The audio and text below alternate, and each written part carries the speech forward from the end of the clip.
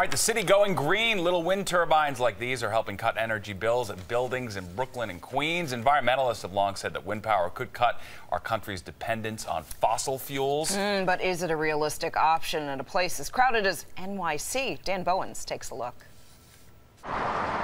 It is a real twist on the Queens skyline. They do generate power, so they don't just look pretty, they actually have a function. And they are also a unique sight above this grocery store parking lot in Brooklyn. I actually thought that they were sculptures of some sort. Not sculptures. To me, they seem like toys. Definitely not toys. Wind turbines, converting kinetic energy from the wind into electrical power. It's very evident when you pull in that there's something going on that's a little different here. A different approach to energy efficiency surging in New York City. At the Pearson Court Square in Long Island City, 3 of the sleek-looking devices are perched on the roof. Josue Sanchez is a project manager here. The turbines really offset the amenity, the electric use in some of the common areas, like the amenity spaces in the building. Wind in New York City doesn't just blow north or south. Like most urban areas, it swirls all over the place. So engineers couldn't use the typical propeller-style wind turbine.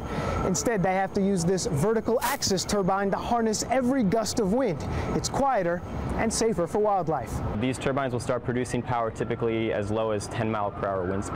Jan Gramitsky is an engineer with UGE. The company installed the turbines at Pearson and at this Whole Foods in Gowanus, Brooklyn.